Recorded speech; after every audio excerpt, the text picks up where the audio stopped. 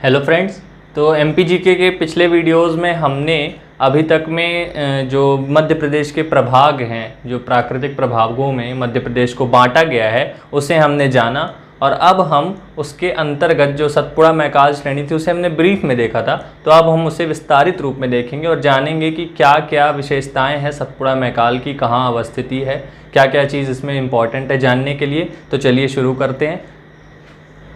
तो सबसे पहले तो हम मैप देखें। मैप जो है ये मध्य प्रदेश का मैप आप इस तरह बना लें।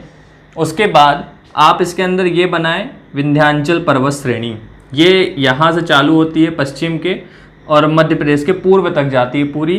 तो आप इस तरह एक लंबे तौर पर इसको बना लें और इसके अंदर 5 प्रभाग बना लें। ठीक, तो इसको आप नाम दे दें कौन सी, विंध्याचल पर्वत श्रेणी। अब उसके बाद इस मैप में नीचे बना लें यहाँ पर इस तरह से एक प्रभाग, इसे नाम दें आप सतपुड़ा मैकाल पर्वत श्रेणी।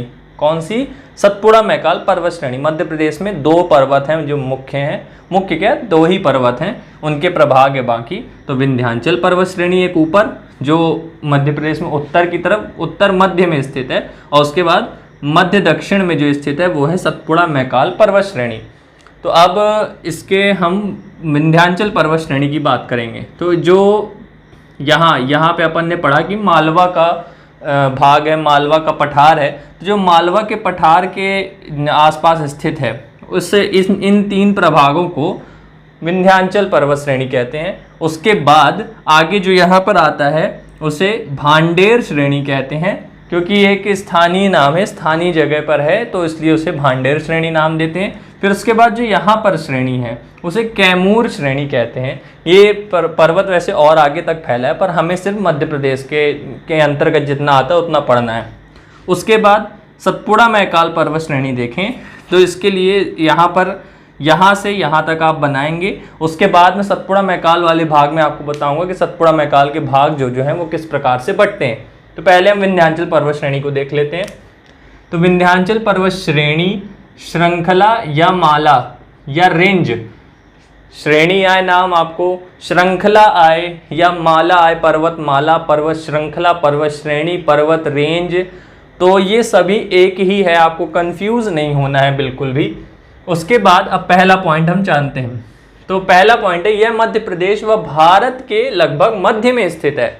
तो ये आप देख ही रहे हैं कि ये मध्य प्रदेश के बिल्कुल मध्य में स्थित है, और जो मध्य प्रदेश है, जो एमपी है, वो भारत के मध्य में स्थित है। तो इस कारण से ये भारत के भी मध्य में कहा जा सकता है, और ये मध्य प्रदेश व भारत को लगभग 2 बराबर भागों में बांटता है।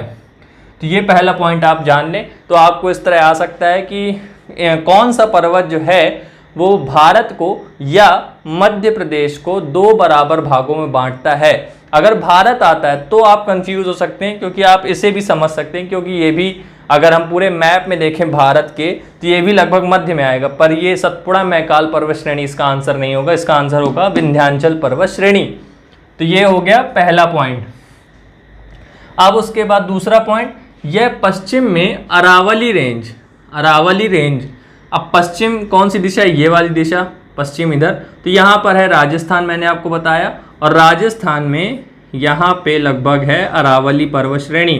तो अरावली पर्वत श्रेणी से पश्चिम में, अरावली पर्वत श्रेणी से लेकर ये पूर्व में भांडेर व कैमूर श्रेणी तक फैला हुआ है। अब पश्चिम में अरावली श्रेणी से लेकर ये पूर्व में भांडेर व कैमूर श्रेणी तक फैला हुआ है, और यह लगभग नर्मदा नदी के समानांतर है।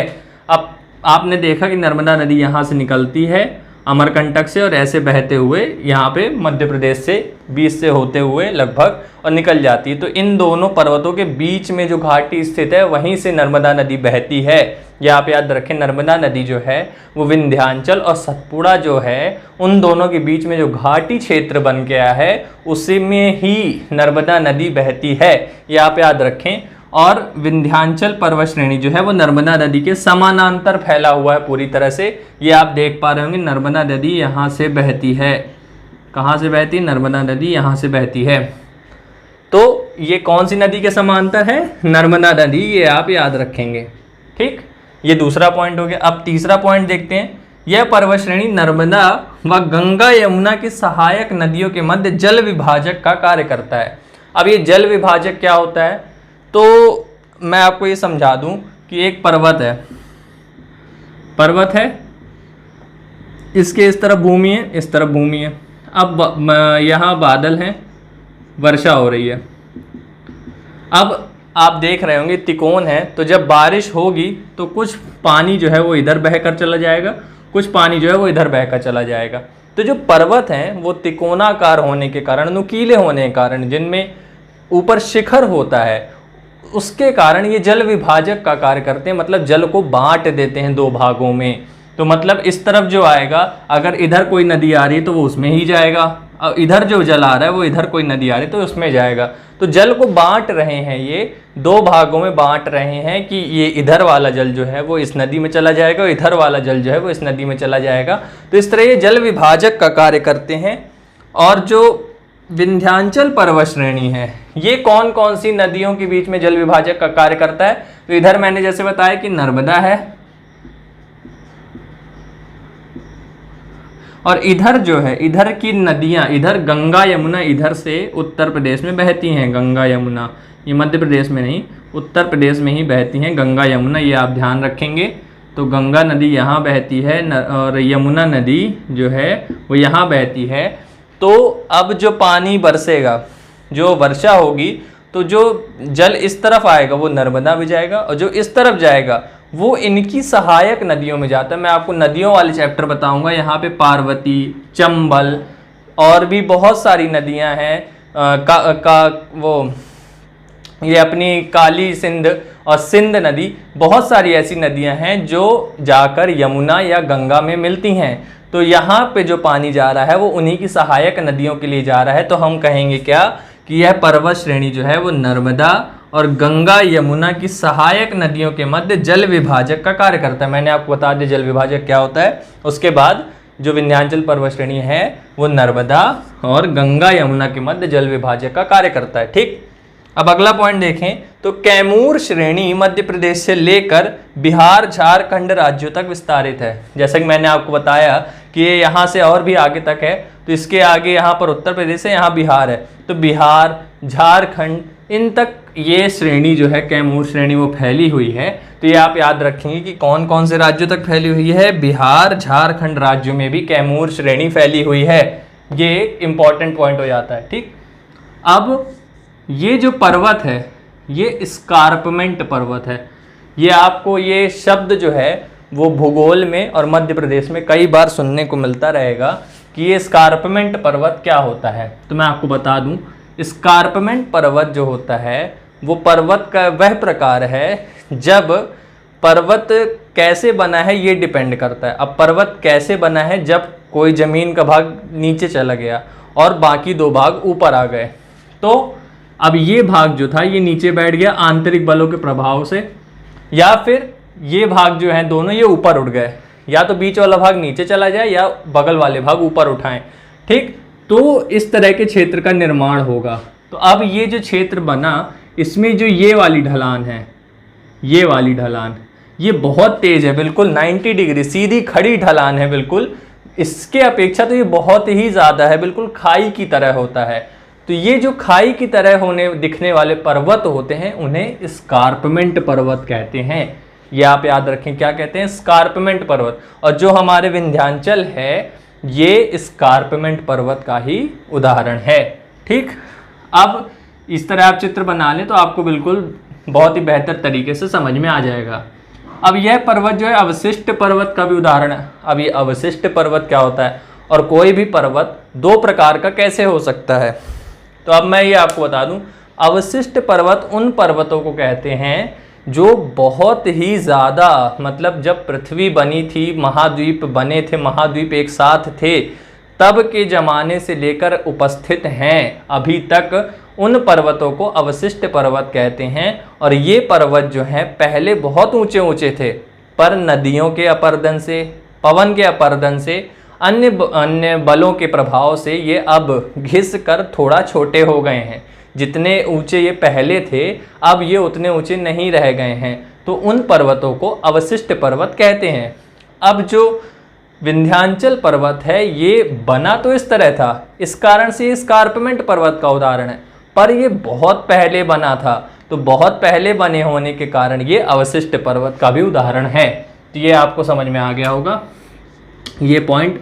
ये दोनों चीज़ आप बिल्कुल याद रखें, ये MPPSC के एग्ज़ाम्स में और टेस्ट सीरीज़ में बहुत ही ज़्यादा पूछा जाता है, और जो लड़के रहते हैं वो बहुत ही ज़्यादा कंफ्यूज रहते हैं। तो इस चीज़ में आप कंफ्यूज ना रहें। भूगोल वाले पार्ट को आप इतने अच्छे से समझें, रटेंगे तो बिल्कुल भूल जाएगा, समझेंगे तो कभी नहीं भूलेगा, ये आप याद रखें। ठीक, अब अगला पॉइंट कि कैमूर श्रेणी को काट कर सोन नदी प्रवाहित होती है। अब कैमूर श्रेणी कहाँ थी? यहाँ सोन नदी निकलती यहाँ अमरकंटक के आसपास से, तो सोन नदी निकलती है ऐसे, और यहाँ पे मैंने आपको बताया कि यहाँ भी फैला हुआ है, जो पर्वत है वो यहाँ भी फैला हुआ है बिहार झारखंड तक। तो नदी जो है ये काट कर बह रही है, इसको काट रही है, बीच में से कहीं जगह होगी, नदी पर्वत चढ़ के ऊपर नीचे उतरेगी तो नहीं, तो ये बीच में से काट कर निकलेगी। तो जो सोन नदी है, सोन नदी ये जो है ये कैमूर श्रेणी जो है इसे काट कर प्रवाहित होती है, ये आप याद रखें। नदियों में हम और भी अच्छे से देखेंगे कौन सी नदी कहाँ पर स्थित है। ठीक, अब ये जो पर्वत हैं यहाँ पर पत्थर कौन सा है, किस प्रकार के पत्थर से बने हुए हैं ये, तो ये आप जाने कि ये बालूका पर्वत और क्वार्टजाइट पर्वत से बने हुए हैं। बालूका पर्वत और क्वार्टजाइट क्या होता है? जब बालू जो होती है, बालू के ऊपर अत्यधिक दबाव आता है, तापमान बढ़ता है, दबाव आता है, तो वो बालू के कण जो है वो एकत्रित होकर चट्टान बन जाते हैं। आपने देखा होगा बालू का पत्थर देखा होगा, बालू जैसा दिखता है पर बहुत कठोर होता है, चट्टान बन गया है वो बिल्कुल। तो वो जो पर्वत होता है, वो जो पत्थर होता है उसे बालू का पर्वत है, क्वार्टजाइट भी कहते हैं। ये दोनों थोड़ा अलग होते हैं इनमें, क्योंकि जो अंदर मिनरल्स पाए जाते हैं वो अलग अलग मात्रा में होते हैं, तो इन कारण से। बाकी ये जो विंध्याचल पर्वत है वो इन्हीं दो प्रकार के पत्थरों से मिलकर बना हुआ है। तो ये आप लोग ध्यान रखें, ये पूरे पॉइंट थे जो हमें विंध्याचल पर्वत श्रेणी के बारे में जानने चाहिए। आप लोग बिल्कुल नोट्स बना लें इस बात के लिए, और चित्र ज़रूर बनाएं।